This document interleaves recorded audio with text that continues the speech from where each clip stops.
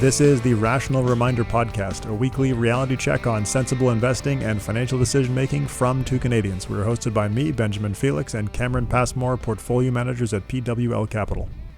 Welcome to episode 218, and this week it's our conversation with Colleen Ammerman, and she wrote the book, Glass Half Broken, Shattering the Barriers That Still Hold Women Back at Work.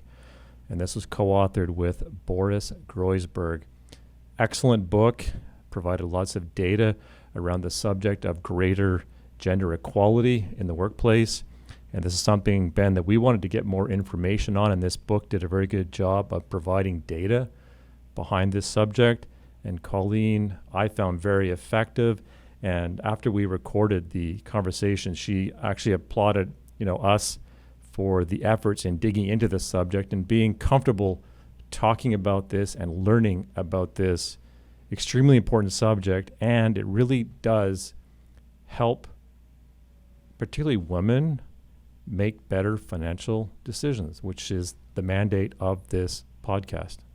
And I don't even know if it is just women. I think it's women and men for the benefit of everybody. I think most directly maybe it affects women. Although even with that, we did talk with Colleen about the norms or biases that keep men from staying home and doing more parental duties if that is what they want to do. So it's something that goes both ways. One thing that I wanted to say is kind of why are we talking about this on a podcast about financial decision making? But ultimately, I think it's about the value of women's human capital and the data around how that is being systematically undervalued.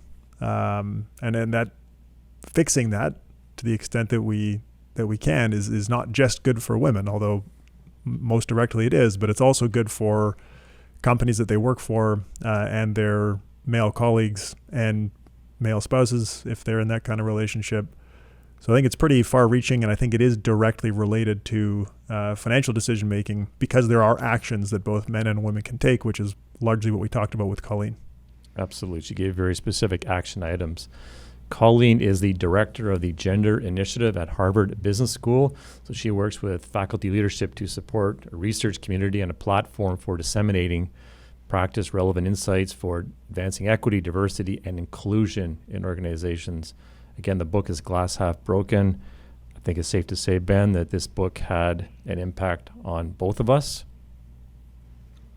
Absolutely. I mean, it's a resource from a credible source that is full of peer-reviewed literature on a topic that we wanted to learn about. So talking to the author of that book was phenomenal. And Colleen has her Master's of English from the University of Chicago, so she fits right into our. We're basically a promotional channel for the University of Chicago. Yeah. Anyway, so with that, here's our conversation with Colleen Ammerman. Colleen Ammerman, welcome to the Rational Reminder Podcast. Thank you. I'm excited to be here. Colleen, to start off, how do you describe the current state for women in the workplace? Call it kind of a stalled revolution, maybe is one way to think about it. So if we think back to, the past 50 or 60 years, an enormous amount of change has happened, right? So things like sex segregated classified ads, where you would literally open up a newspaper and see jobs for men and jobs for women used to be perfectly legal, right? So we're a long way from that. But if you look particularly at rates of women, proportion of women in leadership, really across kind of any industry or sector or field, that has not really budged since the 90s, right? So we have kind of been in a place where a lot of progress was made in kind of the latter half of the 20th century. And, we've continued to make progress since then, but still at a much slower pace. And kind of, we're certainly not at gender parity. Interesting. So what are the quantifiable symptoms of gender inequality in the workplace? Like, in other words, how do you really know there is a problem? Sure. Well, the one really easy way, right, is to just look at who's in leadership, right? Who's in positions of power. And so that's really lots of kind of indices and metrics will tell you that. You look at, kind of sort of marquee things like CEOs, right? In the Fortune 500, S&P 500, FTSE, et cetera, women on corporate boards, right? Like we have these measures of who is in power in business and in corporate America. And women are still certainly a minority, and women of color an even smaller minority. But then there's also lots of other, quantitative ways that you can look at it, compensation, just rates of promotion. So there's lots of different ways that you can kind of think about how organizations value employees and kind of see ways in which women, I would argue, are not being equally valued in terms of their rewards. You mentioned women of color, and primarily we are talking about gender inequality here, but are there similar effects in the data for men of color? Yeah, certainly. I mean, race and gender are things that both kind of have their own distinct effects and then interact, right? And so that's why, for instance, women of color are kind of in these positions of like double disadvantage, but men of color certainly, face a lot of barriers. And when you look at something like board diversity, actually in a lot of indices, men of color even lag white women. Right. That's not necessarily true every index, but that actually has been true in a lot of places. So there's certainly a lot to do there. So given this evidence, why do you think people might still deny that there is a problem? That's a good question. I mean, I think there's a couple different ways to think about that question, right? So one is sort of denying that there's a problem in the sense that it's sort of the belief that kind of lack of gender parity or gender inequality in the workplace is basically okay, right? That it's sort of natural, and we can, kind of talk about this, that maybe the result of women's choices or kind of the way things are supposed to be, right? And so that's one kind of denial, is to say, sure, we don't see women in positions of power equal to men, but that's kind of how it is, and there's really nothing wrong with that. So that's sort of one type of denial. I would say, the other is, I think sometimes when we're looking at our individual teams or experiences, we might see, kind of in a micro way in our own experience, not a huge issue necessarily, right? Like we might say, well, I have a woman boss, or at my company, I do see women getting promoted, and that could very well be true. And there are certainly companies that like are doing better than others. But I think sometimes it can be hard for us to kind of zoom out and sort of think, okay, what's my experience versus what really does the macro data show? And I think there's probably, even more that we could get into there, but I think kind of those are some of the reasons that people might resist or not really be convinced that this is as big of a problem as it really is if you do look at a macro level. Yeah, that's interesting. So people's anecdotal experience doesn't necessarily agree with the data, which causes some denial of the issue. Right, which is true with lots of things, right? I mean, that can just be hard for us as humans sometimes to make sense of like what I see every day and then what I am hearing in the media or reading in research. And it can be just hard for us to get our heads around that. Right. And of course, you're speaking from, I read your book, obviously, and you're speaking from a position of a tremendous amount of data as opposed to anecdote. Can you speak to the career obstacles that uniquely affect women? Sure. So one thing that we did with our book was really try to unpack this in a way that would feel intuitive. So there's lots of great research findings out there about what are these career obstacles and barriers, how do they show up? But, in the academic literature, we're kind of talking about that through the lens of a specific phenomenon, right? And so what we tried to do with our book, which, as you said, we really based on an enormous amount of research, not just ours, but many, many others, is say, well, how would this make sense as someone moves through her career, right? Like, let's take the lens of, someone starts off, post college and then kind of makes their way through that early career stage, mid-career stage to late career.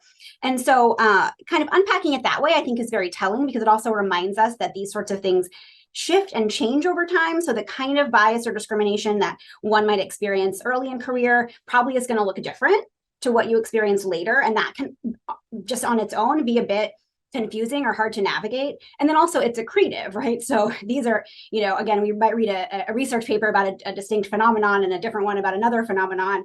And then we have to remember that like multiple things can happen, right? Which is one reason why it can be quite demoralizing, I think, for women. But I would just say briefly, what we found in early career is that, women, particularly those who, the kinds of people we study. So these are women who, went to college, often, elite colleges, right? Career-minded, ambitious. They did not necessarily expect to experience a lot of discrimination or bias in the workplace, which makes sense because they've actually generally had a pretty equal experience in education. They're, in a lot of classes, are, equal men and women or majority women. Women are in positions of leadership in high schools and colleges. And then they get to the workplace and they start to kind of experience these usually pretty subtle signs that maybe they're not on equal footing. And in your early career, it is pretty subtle because often, you're being evaluated and assessed on things that are pretty objective, right? Everybody at the entry level is kind of assessed on just these more clearly defined performance characteristics, like, the quality of your slide deck, right? That's something that we can, put them side by side. But women and men are still getting little signals, right, all the time about, how much they're valued. Are they seen as high potential? And so we got, a lot of interesting stories from individual early career women about this, who just kind of said, I start to see after really about a year, so kind of that first year in the full-time workforce, that I don't really feel like I'm on equal footing. One told us a story about, going to a meeting with a senior executive who was a sponsor of a cohort, a rotational cohort she was part of.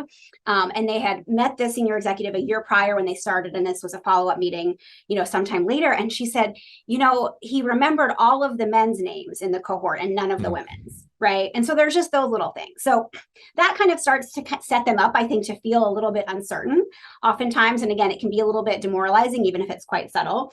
And then in mid-career, right, what you have are a lot of really sticky barriers that have to do with how women are perceived and kind of what we think about men and women and what they're capable of. And a lot of this has to do with caregiving, right? Mid-career tends to be the time when people become parents, which is most people, not everyone, but most people become parents.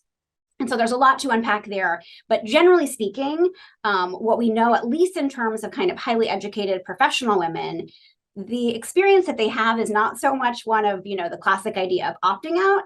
It's much more one of feeling pushed out and feeling kind of devalued by their employers once they become parents. So that's, a big issue in mid-career. And then you get to later career for those women who do get to leadership.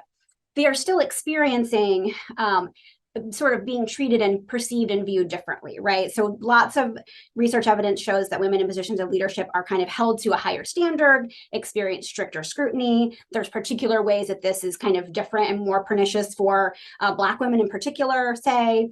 So there's a lot that goes on, again, that makes it hard oftentimes for women who've been quite successful to reach kind of their final goal. We talked to a lot of women who were very senior, who are like, wanting to break through to the C-suite or get on a corporate board, kind of that final achievement. And a lot of them said, I've been able to put my head down and just kind of avoid some of this discrimination by being, just hyper competent. And now that I'm at this level, it's not really working anymore. I'm the only woman in the room. And it's so much more about, do my male colleagues like me? How am I perceived as fitting in with that group of C-suite leaders? And it was something that they, sort of confronted as, even though I have accomplished so much, I'm kind of at the point where I don't know if I'm going to break through to that final layer because of, again, not so much my skill or my track record, but sort of these more subtle ways that I'm viewed or perceived or, kind of what my colleagues really think I'm capable of. It's incredible. I read the book, but to hear you talk about it, it's incredible. In general, are men aware that women have these additional barriers to overcome? It's a good question. I would kind of say yes and no. So I do think, right, it's hard to avoid just in our discourse.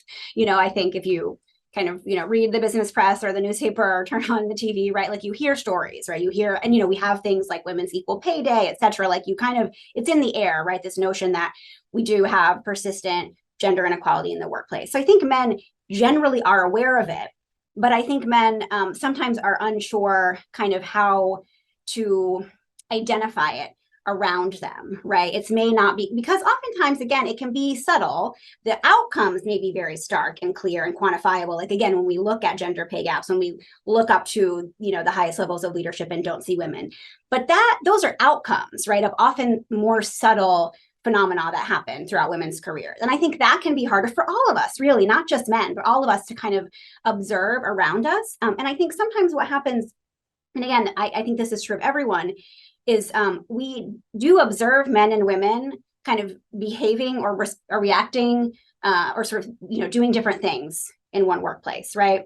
And it's easy for us to kind of attribute that to innate characteristics, right? To say, oh, okay, well, I see, the women, in my department, tend to do this, the men tend to do this, and kind of thinking that is really about the men and women as such, right? Like men qua men, women qua women. And really what I think the research shows us is that those men and women are actually not experiencing the same workplace, right? So they're in the same organization, but they are experiencing a different context, right? Because of, again, a lot of things that can be very subtle about the ways that men and women are perceived and responded to by peers, right, and superiors. So I think that's what can be difficult, right? Is to really kind of unpack that and understand how that's happening. There are ways to do it. And some colleagues I think have described some great ways to do that, but I think that's what can be tricky for everybody, not just men, to kind of understand about what's happening around me that might not really be fair. How much do we know about what causes women to leave the workplace before attaining a leadership role? Yeah, well, we know quite a bit.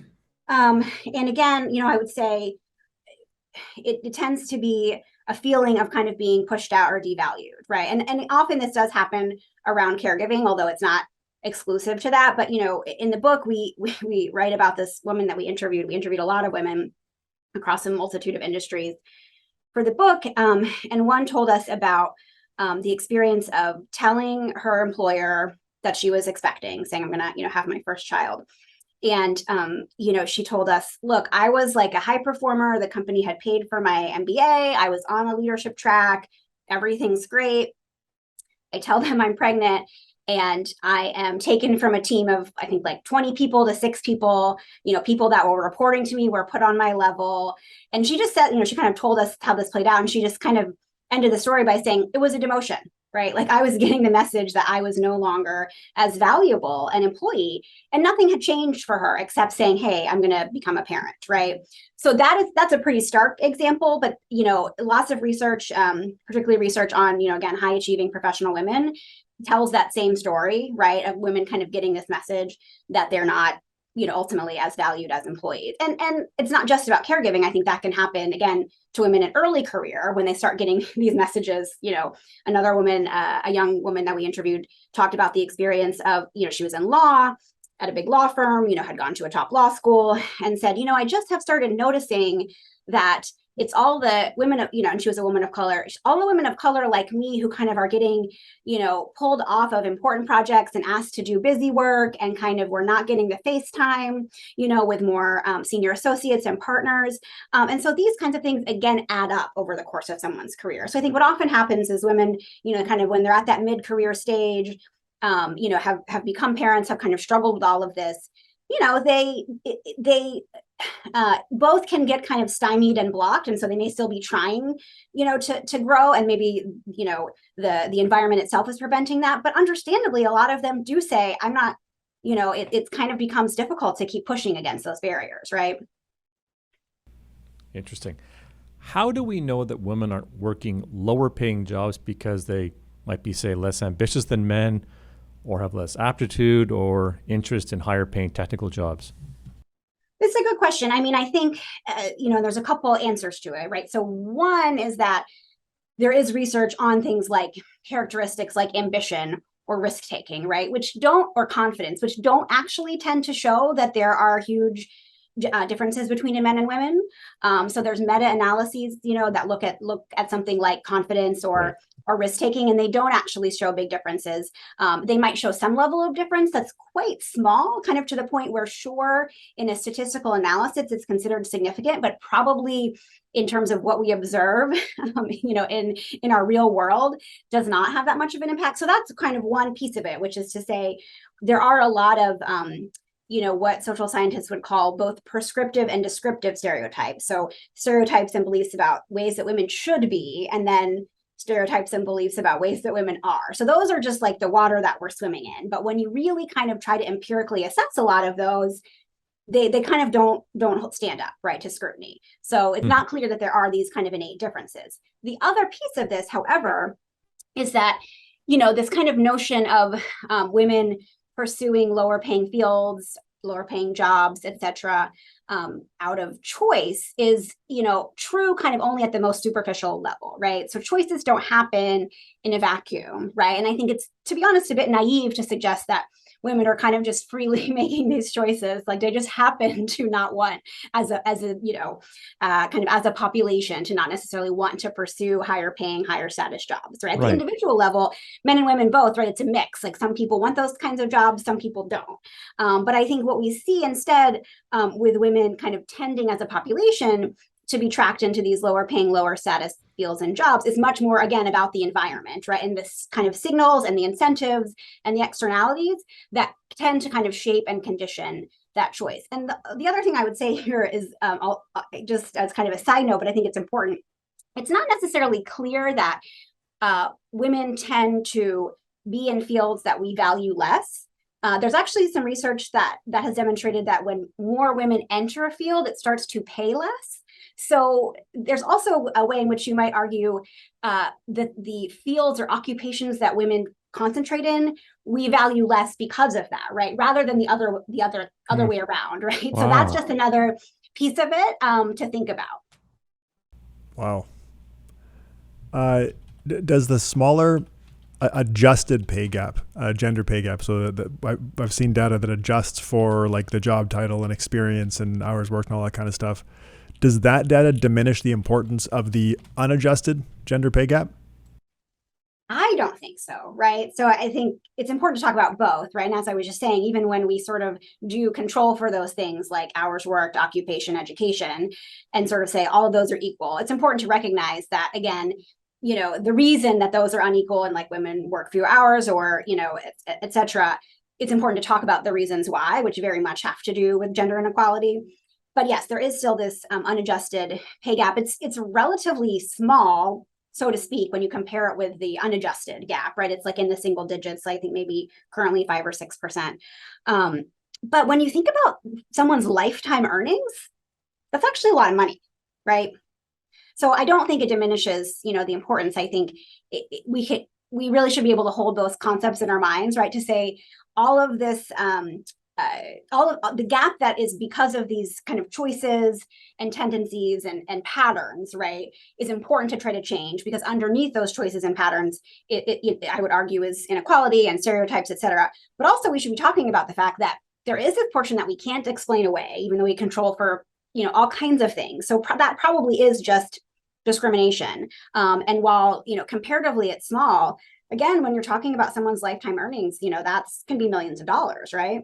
So really, and that matters for lots of reasons. I would say not just for individual women, but it's kind of bad for society as a whole in a lot of ways. If you kind of zoom out and think about this on a macro level, many families in the US have women as the sole earner.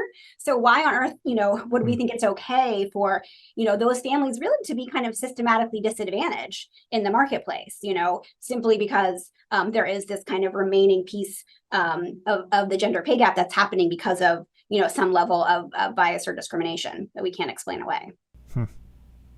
I assume this is all the same for promotions, because promotions are linked to compensation, or is there something else going on there? Yeah, I think you can think about, compensation and promotions as sort of two outcomes that are kind of different ways of looking at the same phenomenon, right? Of women sort of not being able to advance their careers and get the same rewards as men are. So when it comes to promotions, again, lots of research that shows that women are just held to different standards or higher standards. That basically when you have men and women who actually are, by objective measures, kind of performing equally, men are going to reap higher rewards than women, right? And that, compensation is kind of the big one, right? But there's other rewards as well, just kind of status and flexibility sometimes, right? Being able to kind of have more, autonomy over your own time. There's all kinds of things that come with, growing your career and being in a more senior position. So you're missing out on a lot, not just compensation. Why do you think it's important for society, for everyone, to strive for more women in leadership positions? Well, like I said, I think, these kinds of inequalities are bad for everyone, right? They're not just bad for individual women and individual families. And if you think about it, even if we just think about it at kind of the organizational level, so even kind of saying like, let's bracket kind of this whole all of society question, which can be a bit overwhelming. And there's a lot to unpack there. Organizations are not benefiting by systematically, again, undervaluing part of their talent pool, right? They are not fully leveraging the potential contributions of everyone who does or might work for them, which is just not a smart talent management strategy, right? So just even at that level, it's not good for organizations, I would argue. How do men generally respond to workplace diversity initiatives? Well, it depends on how they're framed. It depends on kind of who the men are. It depends on the organizational context, right? So I think, one thing we did in our book was really try to kind of unpack why is it that men are not more engaged, right?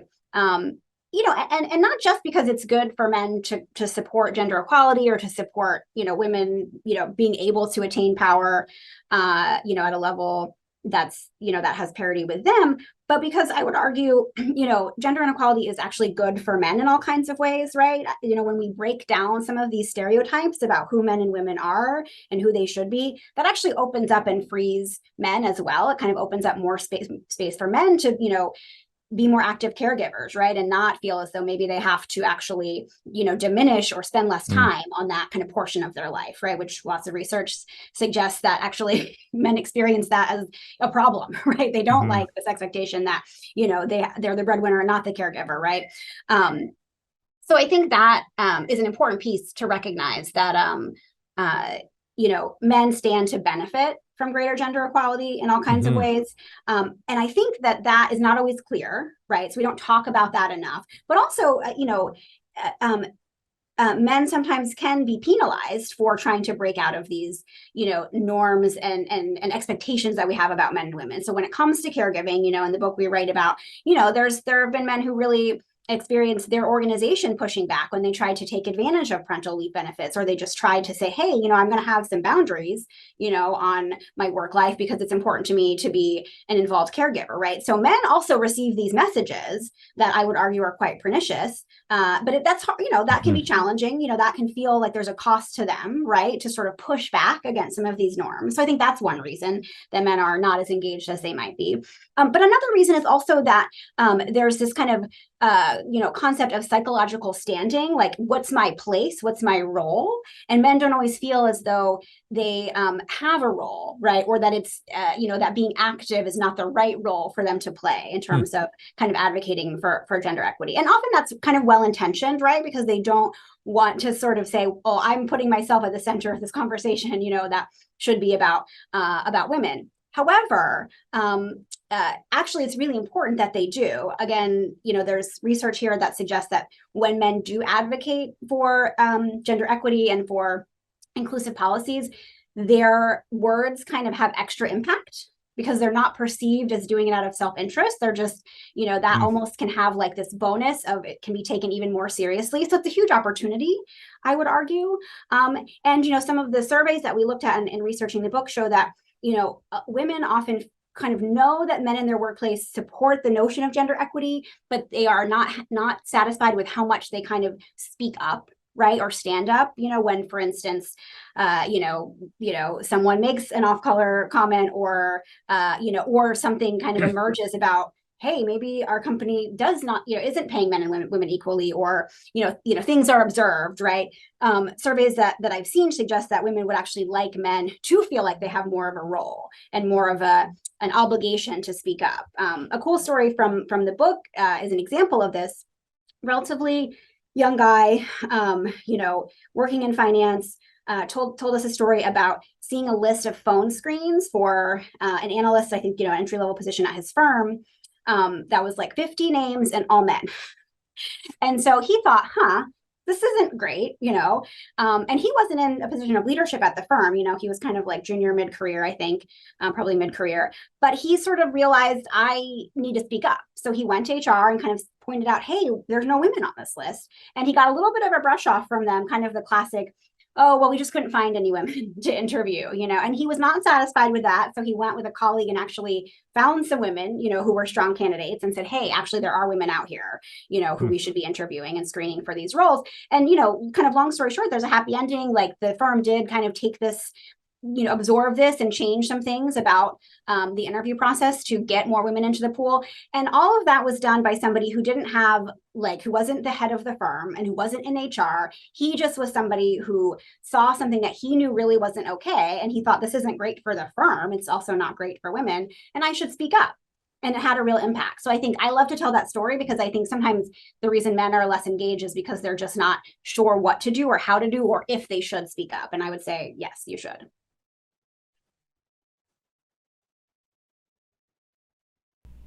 Are there other things that men you think should be doing in the workplace to reduce these observed inequalities? Yeah, I mean, there's all kinds of things. So I would put that in the kind of bucket of things that you can do, like no matter what level, what role, what job you have. When you kind of see something that isn't right, basically it's this whole kind of like see something, say something. It sounds a bit like a platitude, right? But just remembering that we all have the opportunity to speak up, and that can happen in different ways, right? I mean, it can be something like this guy did and saying like, I see a problem, let me try to help solve it constructively, right? But there's other ways to do that. So that's kind of one bucket, which anyone, right, can kind of be a change agent in that way. Then there's also things that leaders can do, right? And that's really important. And again, I think men have such a huge opportunity to have a positive impact on gender equality because, they are disproportionately in these positions of leadership, right? And I think that gives them this enormous opportunity to make a real difference. So if you think about, men leaders as role models, for instance, in the book, we tell some stories about, men who are in positions of leadership who kind of tried to role model being a caregiver, right? And saying this doesn't make me, less of a hard charging leader or less effective. The fact that, being a father is important to me. And then following through on that in terms of setting up policies and expectations for their own employees, for their own male employees, right? To kind of embrace that role. But then there's also, I think, a really important piece, not just somebody who might be, the CEO, but somebody in kind of any leadership position, a really important piece that they can do around just, of course, mentoring and sponsoring, opening doors for women around them, right? We talked to a lot of men and women who talked about kind of experiences of, either being supported that way or, being the sponsor, being the person who opened doors. But I'll tell you, it was something that we heard about in almost every interview with kind of senior executive women. They all would kind of tell a story of early in their career, a boss, or a mentor who went to bat for them, who said, hey, I'm going to nominate you for, to run this line of business, et cetera.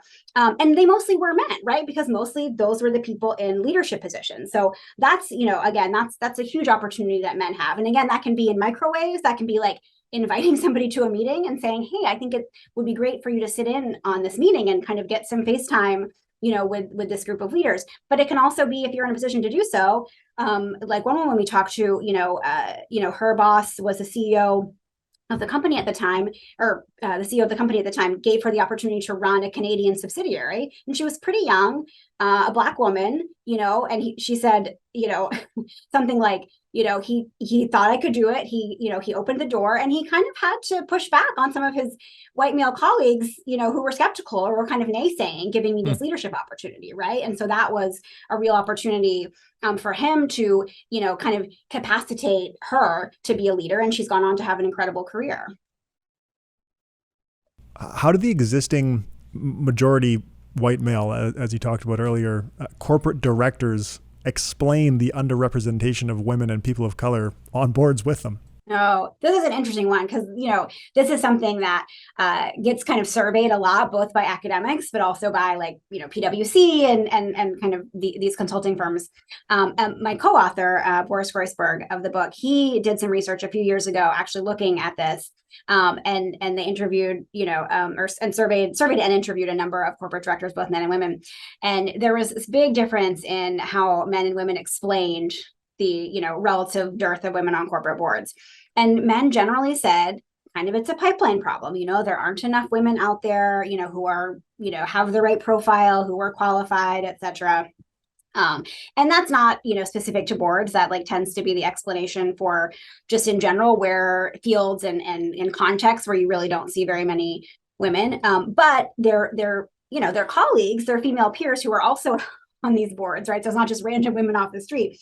They had a very different response, and they generally said, well, getting onto boards is still a little bit of an old boys network. There's kind of, a lack of willingness to find the women. They all said, look, I do know a lot of women who are the right profile. I'm the right profile. I have a lot of female colleagues who I think would be good for boards, and they're not getting the calls. They're not hearing from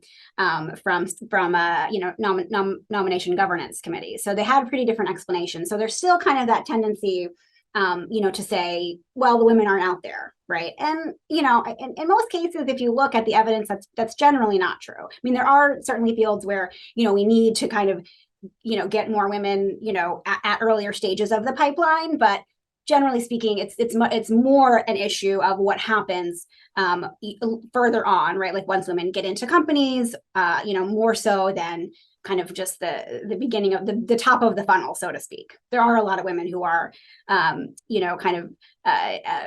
the pool for lots of kinds of roles, both in leadership and also just in kind of high paying, high status fields where women are underrepresented.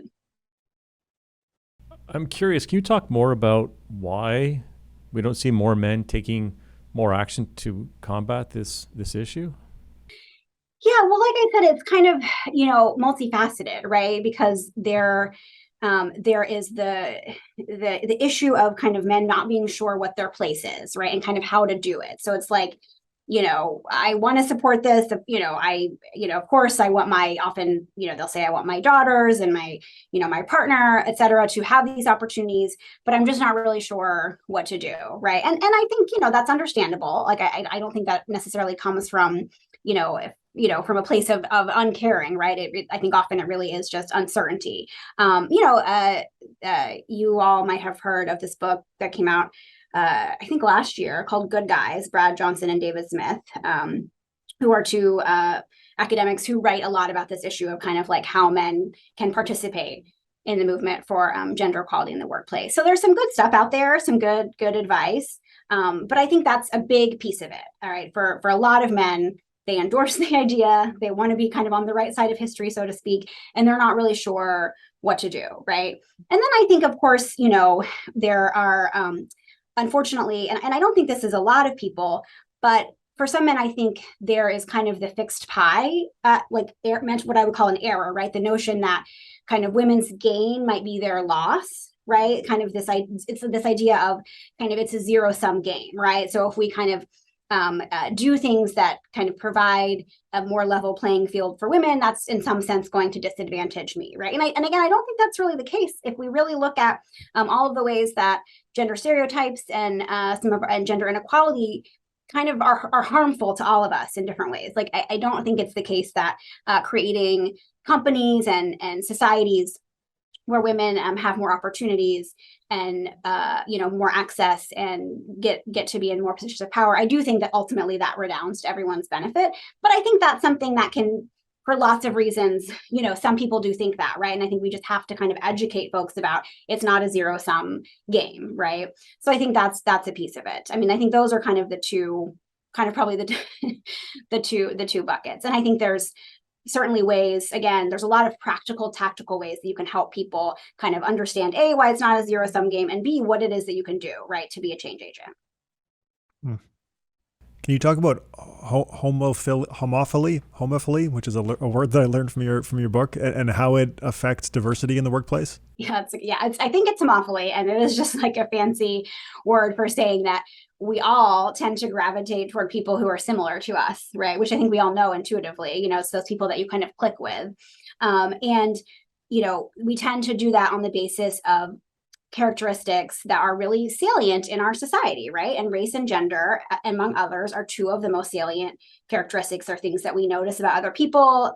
They're ways that we distribute power. So we tend to gravitate toward people who are similar to us. And that's a natural thing that everybody does. There's nothing like inherently, malevolent about that, right? We're not doing that on purpose to kind of exclude others. But what's important is that we are aware of that and that we're mindful of it, and that we don't actually let it determine our professional networks, right? Because that's when it can have really negative effects. particularly again, when we're talking about people who are more advantaged, right, who are in positions of power. If they're only kind of building those relationships with people who are just like them, you are going to get this, right, kind of mini-me sort of homogeneity, reproduction of, kind of leaders, coming up after the current leader all look like him, right? And so it's really important just to kind of have that awareness. And this is true, this is kind of what we argue as part of good management too, is like really being thoughtful about how you build relationships. So, again, it's not a good use of your team and not a good way to leverage talent if you find yourself kind of as thinking about the person who looks like you, who, kind of went to your same school, right, who's your same gender, and or race. If that's kind of always the go-to person, or the person that you kind of always think is, the one to hand off a big project to or represent all of these things, right? Like that's the person, that's kind of, my protege, so to speak. If you're doing that, in sort of an unconscious reflexive way, and you're not actually stepping back and thinking more objectively and in a more nuanced way about the capabilities of your team and how can I make sure I'm providing opportunities, what you're going to have is a team where, one person's getting a lot of opportunities, and that may be great for them, and other people are not. So they're probably unhappy, and they're also probably less engaged, and you actually may be unaware of things that they are good at, right? You may actually just be like cheating yourself out of information that's helpful to you, right? I mean, another colleague of ours at the business school, Robin Ely, she has done a lot of work with professional service firms and with leaders, kind of trying to help them understand how they can develop this competency to not just be mentoring and supporting and cultivating the next generation that looks just like them, right? And she tells a story about, a senior leader at a firm who, had, a junior employee and an associate who was a person of color. I don't recall what race specifically, but the leader had kind of written that person off and said, like, they don't seem very good to me. And he just did this experiment of saying, what if I treat that person as though they actually were a high potential, and like the way I am inclined to treat this other person over here who looks like me. And so spent time with them, right? Like kind of gave them insight, basically developed a professional relationship and found out they were amazing, right? They ended up being a star. And so it was really kind of him understanding that initial assessment that we make, which is kind of getting, back to homophily. It's that, oh, I naturally want to be around this person. That not only is, kind of, can be exclusionary or can create, these sort of racial or gender disadvantages, but it's also often just not totally accurate, right? Like you're not giving yourself full information. So all that's to say, the thing about homophily to know is that it's natural and normal, but you've got to make sure that you're not letting that drive how you show up in your professional network and who you form relationships with. Another part of your book that I found very impactful was the part on hiring and doing job applications. So can you talk about how the language in job descriptions affects who applies? Yeah, this is an interesting one. And in our book, what we tried to do, again, with an eye toward sort of writing something that would be intuitive and understandable and actionable for people who are actually in companies, so thinking about this is not just something that, where we're going to describe research in an interesting way, but we're going to say, here's what to do about it. What we decided to do was sort of unpack a bunch of processes that, employers use to hire and train and develop and retain people. And so, just getting people into your candidate pool is kind of step one, right? You've got to find the people out there who might be good at this job. And there's actually quite a bit of interesting evidence that just the language you use can really shape that pool and kind of how you write a job description, which is, again, not something that you might have thought of, right? No. And again, not intentional, You're not writing your job description to say, I hope that this way it'll be 75% men, So there's a few different things, and obviously in the book, you can kind of dig into the findings. But one that's interesting is that, there's this notion in the literature called growth mindset versus fixed mindset that you may have heard of. I mean, Carol Dweck wrote a great book about it. It's great, like, something, a tool for all of us in all kinds of settings. But there's some findings that show that job postings that talk about the job in more of a fixed mindset, or the company in more of a fixed mindset, as though what we need to do is like just get the best people, the smartest people, and that's who we're looking for. It's kind of like that, I think the scholars have written about this, talk about as like the Enron approach. Like they were all about, we're just going to get the smartest people and then we're going to hire them and they're going to do great work, right? Which is, maybe is a little bit of an extreme example. But that's very different than writing a job description that talks about your company as someplace where people are going to learn and grow and get better. And, this, again, kind of growth mindset. And interestingly, the findings that I've seen suggest that the fixed mindset really is sort of unappealing to women or makes them less likely to apply. Like they don't see those companies as a place where they're necessarily going to have equal opportunities. And there's, probably a lot that you could unpack there. But that's kind of an intriguing one because that's not about gender per se, right? It's not, again, it's not simply like, writing a job description with words that are very hyper masculine. It's just kind of how you articulate what your company is about. And so there's some interesting things like that. And there's tools out there, online, there's software that can kind of help you look at a job description and kind of look for words that actually do have maybe a gendered connotation that is not as clear. So, I think, and again, I think it's about, at the end of the day, sort of stepping back and sort of thinking about what is it that we can do to make sure we are accessing the true talent pool that's out there in a thoughtful way, and not just assuming that we're going naturally to get the best people, because unfortunately, there are a lot of messages that we send without realizing it, right? So the more that we can try to send the message that what we're looking for are, people who are interested in this job, who have these skills, and kind of strip away some of the signals that can cause women to be less likely to apply, just the better pool of potential candidates we're going to have. Just to follow up on that, that's so interesting to me. Are you saying that there's evidence that women prefer a growth mindset kind of environment? I mean, I don't know that I would say specifically that from these findings, right? I don't think the researchers would sort of, that's probably a little too strongly stated, but what they found is generally that women were, did feel as though the kind of growth mindset workplace is one where they, would kind of have more opportunity, right? Or it's likely to be a more supportive environment. And that may or may not have to do with gender in terms of they think that that's like more supportive of women per se, but they did have a more kind of positive impression of that. So it's kind of interesting. I mean, I think, and perhaps just speculating, you could kind of tie it back to some of the ways that we talk about leadership and achievement. So this fixed mindset is very much this idea that like some people are just the best, right? Like some people just have this innate, they are brilliant geniuses.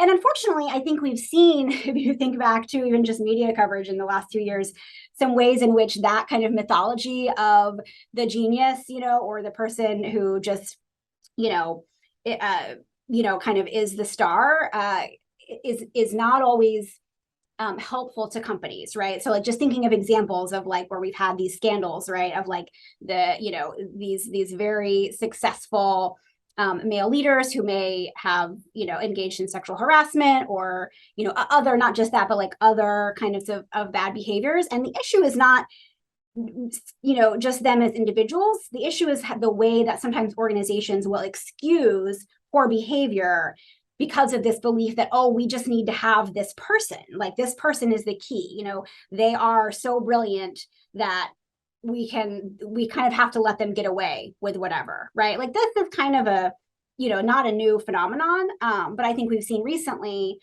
some ways in which we're realizing that's probably not true, right? Because what that does is create kind of a toxic culture in your workplace, right? And it can drive other people away. And there's some interesting findings that show that cultures that do kind of subscribe to this, it's okay to be a jerk, if you're producing results, right? That have these kind of, hyper masculine, like sort of dog eat dog, work at all, win at all cost cultures. So there's some actually strong evidence that those cultures lead to people just in general, not just women, but like people in general being disengaged, more likely to quit, less trust in leadership. Like it makes sense, right? That, those are not environments really anybody would want to be in.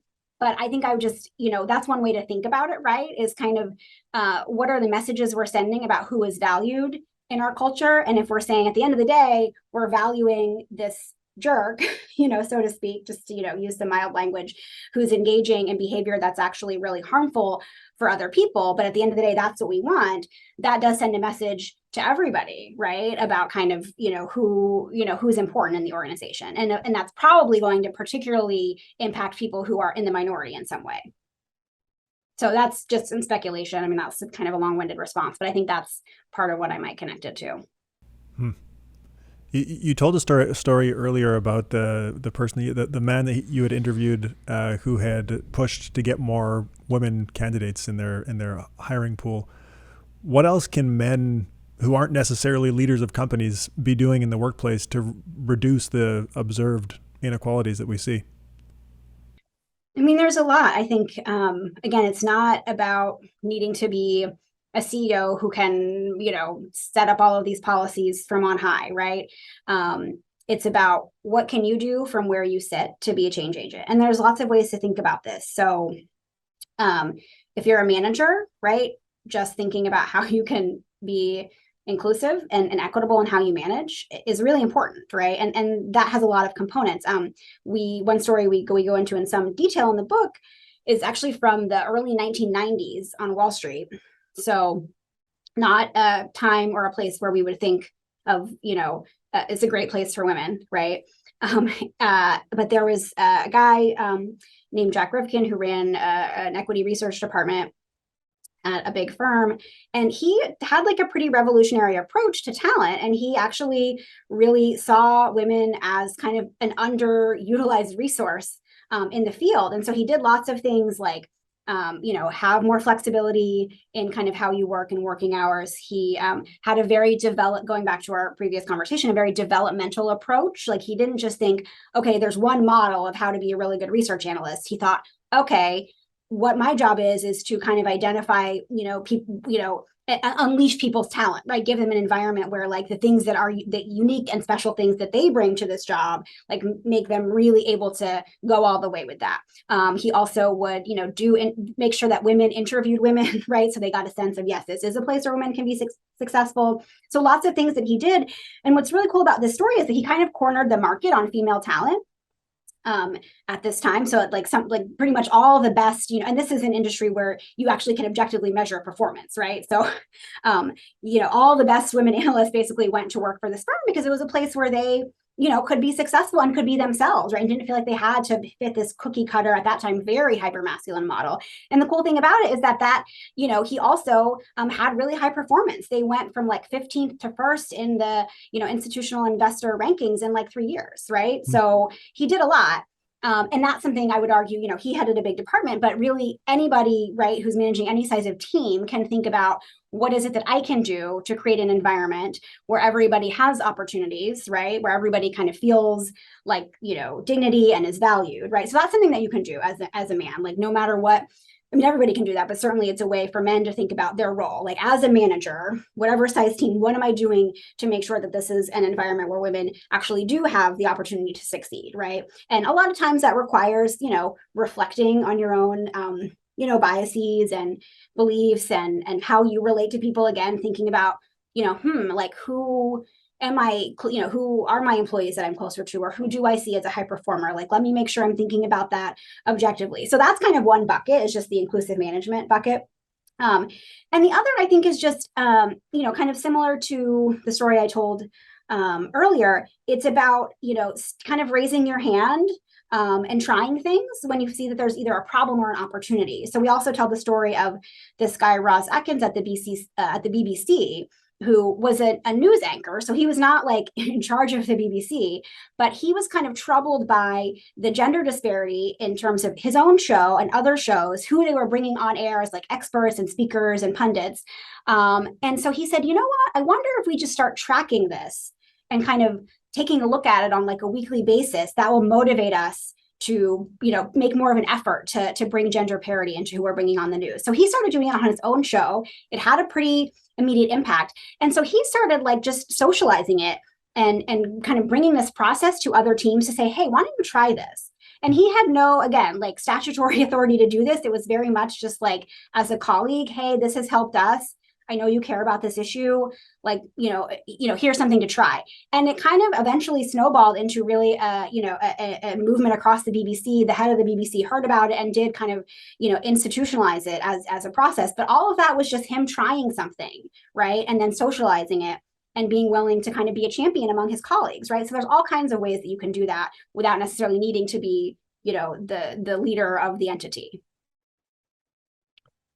Many companies now are trying to figure out this whole working model. Do we go back to the office? Do we do hybrid? Do we work from home? What insights from your research should companies be aware of as they solve this? Yeah. I mean, this is a big one. And it's something that, I think a lot of people are thinking about for a lot of reasons right now when it comes to the potential effects on kind of equity in the workplace, right?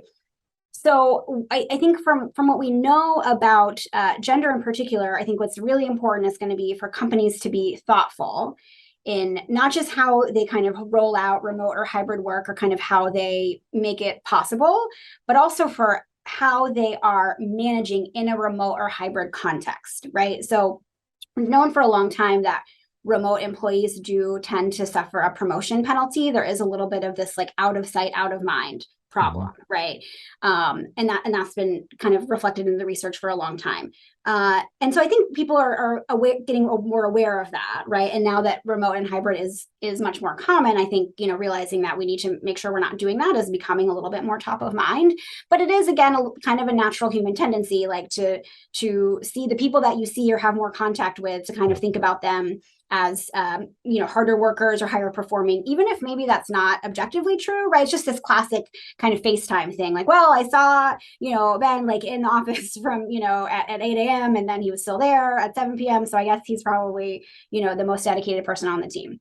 So I think what's important is for companies to kind of help managers evaluate people's performance objectively and kind of put in some guardrails to make sure that that's not happening, because we know that for all the reasons that we kind of talked about earlier, when it comes to caregiving and kind of what we expect men and women to do, women are going to be more likely to take advantage of remote work and hybrid work, right? And so we want to make sure that that's not setting up kind of a two-tier system, right? Where the people that are taking advantage of remote and hybrid work are kind of second-class citizens in a way, right? Like they're not necessarily getting those and again, it can be subtle, right? It's not necessarily that they're getting dinged on their performance review and, but maybe they're just, the manager's not thinking, oh, I should make sure they get invited to this kind of special meeting, or, oh, maybe I should ask, if they want to take on this client, right? And so I think that's what's going to be really important, to make sure that we're not kind of, with all of the possibility that remote work brings, like it's got great potential, right, for increasing equity, because it enables people to kind of manage their lives more autonomously.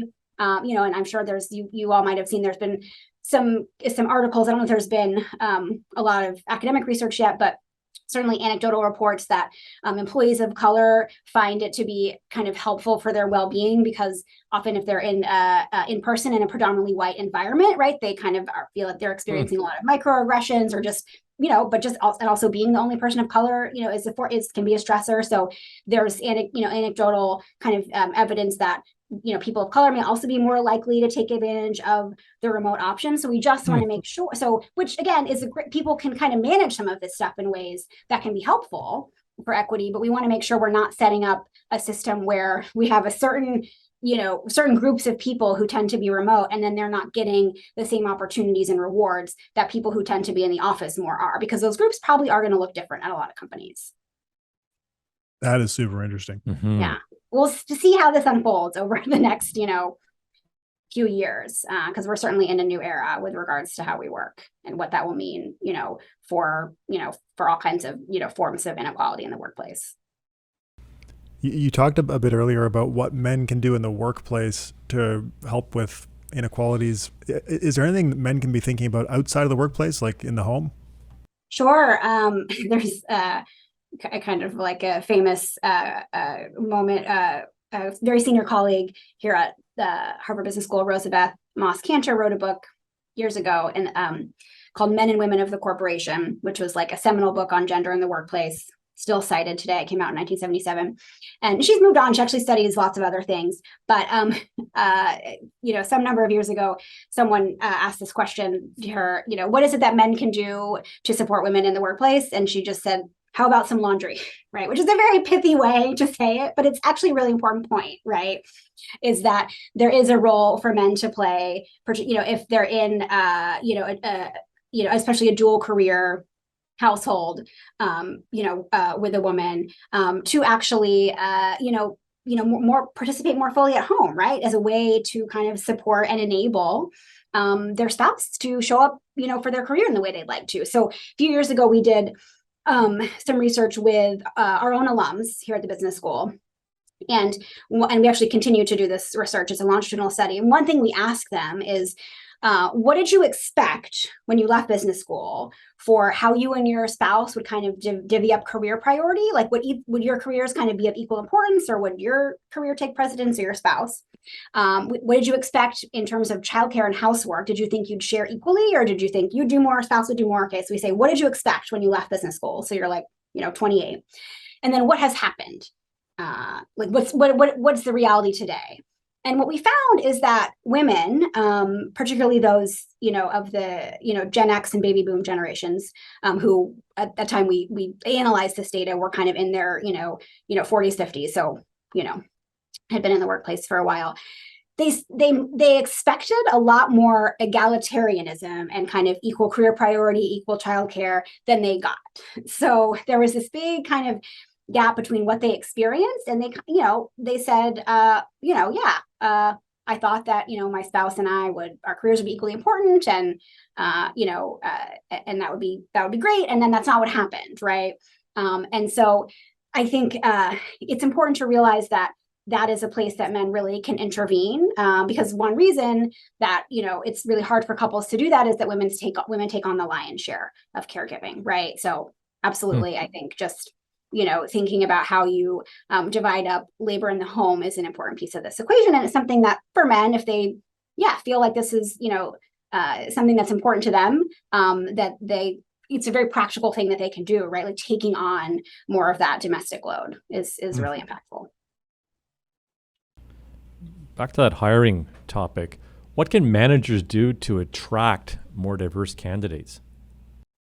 So there's a lot. I mean, there's certainly, thinking about the language that you use. How are you talking about these roles? But then there's also, just how you are getting the word out too, right? Again, going back to homophily, oftentimes roles are filled through kind of our personal networks and word of mouth, and like, calling somebody and saying, hey, I need, I need a person like this, who do you know? All of that sort of thing, right? And there's a lot of great things about that, right? Because when you get a recommendation from somebody that you trust who says, oh, my former employee or, my friend would be really great, right? That's, can be helpful, to have that in addition to kind of the resume and the interview, right? It's more information. So it's totally understandable why we do that. But if our networks tend to be, again, people who look like us, who share our race and gender, who, went to the same schools, et cetera, again, it's going to be hard for us to get a more diverse pool. So there's just kind of being proactive in terms of making sure that you are reaching people who do actually have those skills and capabilities, but who may not be part of, your network, right? And there's lots of ways to do that. Of course, there's like professional associations. There's, obviously working, with your HR department to kind of post it on different job boards, but also there's just kind of the ongoing work yourself of making sure that you are cultivating relationships with people who aren't like you. That's something that you have to kind of do. That's a long-term commitment, to say like, I am going to, do what I can to make sure that the people that I really connect with and maintain and put time into those relationships aren't just people who are just like me. Is there data on the effect that gender has on hiring decisions? Yeah, that's a good question. I don't know that there's data that's, necessarily suggests like men are more likely to hire men or women more likely to hire women. I mean, I think there probably are some findings out there like that, right? But that's probably very like context dependent. But I do think, that, what we know is that who the kind of interview panel, right, who's interviewing, gender can be very impactful there because it sends a message to the interviewee, right? About, about who's at that company, right? And as I was saying, this guy at the Wall Street firm, like he made a conscious effort to sort of make sure there were women on, who were interviewing women so that they understood, like, again, he's trying to send a message, like this is a place where, women, can really have careers, right? So I think that's one way in which we know that it's important. Just think about, and this doesn't have to be just gender, but if you show up for an interview, and there's, 3 or 4 people, and who, are all like each other and not like you, right, on some salient dimension, that's sending a certain message. And this of course can be hard to do, right? If you don't have a lot of women, or, you don't have a lot of people of color on, in your department or your company, right? It's not like just something you can snap your fingers and do. But to the extent that you can think about diversifying interview panels, that certainly has been shown to kind of have a positive impact. And of course, also not just in terms of the candidate's experience and the message they feel like they're getting, but also just in terms of kind of harnessing that diverse group, right? And making sure that you have a little bit of diversity of perspectives, right? People might interpret things differently, sometimes based on, their own experiences as, linked to their identity. So it definitely can be helpful to the extent that it's possible in your company, bring some diversity to your interview panel, just as a kind of tactical thing to do. Right. How do gender norms or biases affect how employees are evaluated? Well, this is a big one. And this is why I kind of said earlier, we talk a lot about the pipeline as if the issue is we're just not getting like enough women in, right, to that funnel.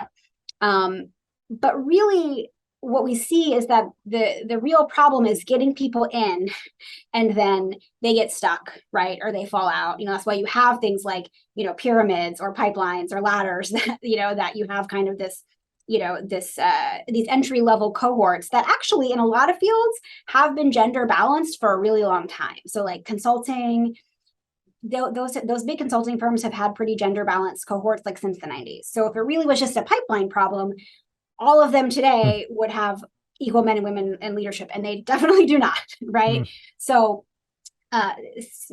promotion and kind of evaluation and assessment are kind of what happened. Like that's what happens to kind of have women tend to get stuck or fall out of the pipeline.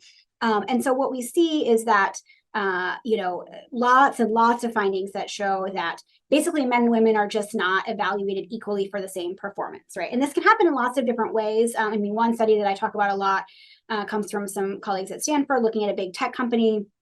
And the tech company was finding, we are, men and women are getting kind of similar numeric ratings, but their promotion rates are not even. So like what's going on there? So researchers came in and worked with them to unpack what was happening in kind of the qualitative piece of the review, like how people were spoken about.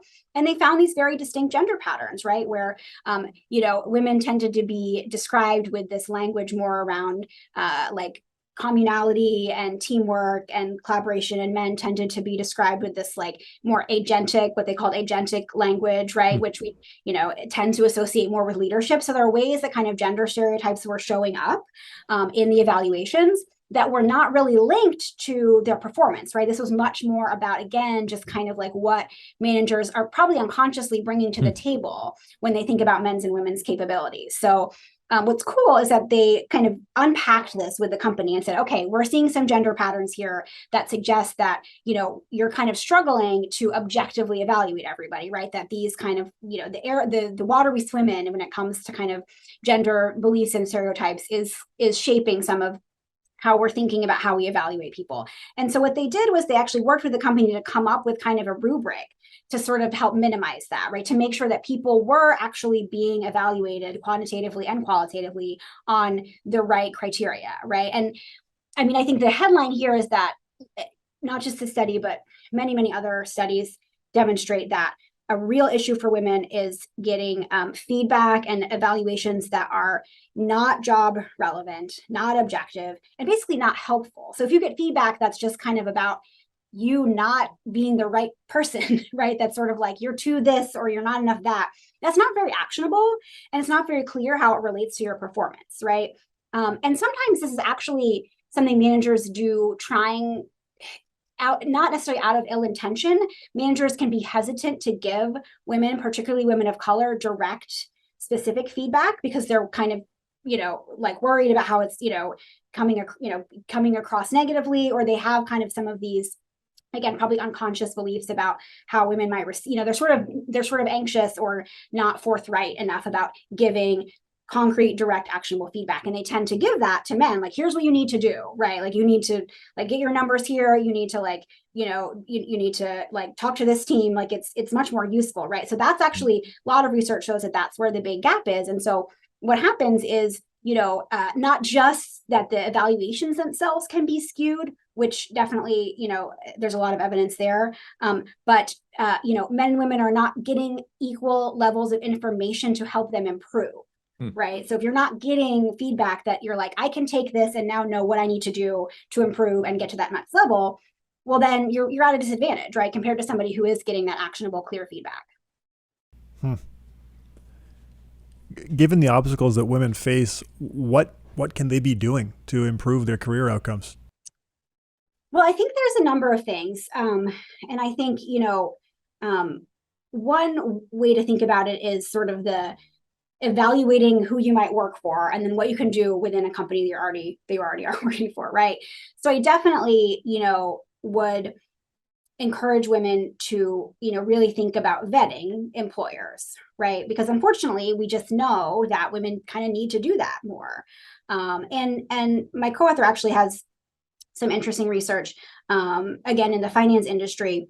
And one of the things he found is that women in that industry that analysts he was looking at did tend to vet potential employers more, like did tend to spend more time finding out if it was a firm where they could be successful and be supported. And that was related to them, being better performers when they change jobs often than their male peers. So it is really important, right? So I would say absolutely, do what you can to kind of gather information, which again can be difficult. It's not like you can necessarily call up the HR department and say, hey, are you a place where like women are really treated equitably and we have, equal opportunity and we're going to get good feedback, right? That's not how it works. But I definitely would say, do what you can to, get as much information as you can about the employer and about, what it is like to work there. I think that's particularly important for women. It's important for everybody, but it's really important for women. And I always think of this quote from one of the senior executives we interviewed, who said, when we asked her about, kind of advice to women, she said, look, the most important thing that I think you can do is make sure that you are in a place that supports you and where, you are not feeling diminished. She said something like, at the end of the day, your kind of belief in your own trajectory and capacity is all you have. So if you're in a place that really kind of tears you down and where you are hitting these obstacles and you feel, like you're not being treated with respect and dignity, you really should get out. So I think that's so kind of in that vein of like, do what you can to put yourself in a context, right, where you actually are going to be supported to succeed. Of course, we all often already have jobs and it's not always easy to leave them, or for a lot of reasons we might, not feel that we can, so I think for women who are in, thinking about their current employer, there's just having conversations with both men and women, right? And like finding your allies, finding your allies, people who you think kind of share values around gender equality and kind of who seem interested to be changing. I mean, it's an opportunity, kind of going back to men, right? It's an opportunity for you if there's men that, are your colleagues that you kind of know, through conversation that they support, this notion of gender equality. It's an opportunity for you to say, hey, here's something that you can do, right? To do, like maybe it's tell me your salary, or, can you get me invited to this meeting, right? Like there's, and of course this is like, kind of idiosyncratic, right? You've got to, do this in a way that makes sense for your context. But I think that's, of course, another piece to do. And I think, the other thing I would say is just, think about the research on negotiation. So we negotiate, usually when we take a job, right? Like we negotiate for title and compensation and all of that. And, there's a lot of research on gender and negotiation and the ways that women can sometimes be disadvantaged there. But I would want to remind women that even when you're in a company, lots of things are still up for negotiation, right? So you can think about, how do you negotiate for your own career success, like in an ongoing way, right? So think about, again, like assignments, promotion opportunities, raises, et cetera, like think about what it is that you can do to kind of take a mindset of lots of things are up for negotiation. Like maybe if I know I'm not going to get this raise, like, is there a project that I really like to work on that I think that could position me, right, to, to get to X level in the future, right? Like think about bringing a lot of things to the table. And the headline finding about gender and negotiation is that generally speaking, gender differences kind of diminish or go away when everyone kind of has more information about what's up for negotiation and kind of what's on the table and what the terms are. So for women, again, I think that can mean seeking out that information, right? Like when you're going into maybe like a promotion discussion or something that's more formal, see what you can do to find out about what the terms are. Again, this is where maybe going to your allies, like finding somebody who, sits in that level now or who recently went through a promotion, like, find out kind of what the process was. Maybe they'll tell you something about, what they received in the negotiation. So just getting more information is generally going to benefit you. So, I mean, those are some sort of tactical things that I would suggest. Can you talk more about the negotiation issue for women and men? Yeah. So like I said, there's a lot of research on this. And generally speaking, women will tend to have poor outcomes in negotiation. But what it really seems to be driven by is kind of lack of transparency, right? So when we have less information, that's when kind of gender biases or beliefs kind of can fill in those gaps, right? Consciously or unconsciously. Okay. So the headline again is, the more that, the parties know what's on the table and what the parameters are, the better positioned women are. And there's other interesting findings, such as, when women are negotiating on behalf of others, they can tend to be more successful, which is probably linked to some of our beliefs about women as being, more communal, more oriented toward others. So there's like interesting findings that I think women can leverage. But I think for companies, one way that you can address gender parity in hiring and promotion is to be more transparent, right, about what's up for negotiation, be more transparent about your pay ranges, be more transparent about the process, make sure that people actually are on equal footing in terms of what they know when they're coming to the table. What can parents be doing as they raise their children to combat these issues that we've been talking about? Oh, that's a good question. I mean, and I don't study children, so take whatever I say with a grain of salt. But I think it goes back to a little of what we talked about earlier when it comes to men, right? Kind of doing more at home, right? This, the gender gaps, kind of, there's the two ends, like there's what happens in the workplace and then what happens at home, right? And those are related, right? When women are doing the lion's share of caregiving at home, that can really diminish, their ability to show up at work, right?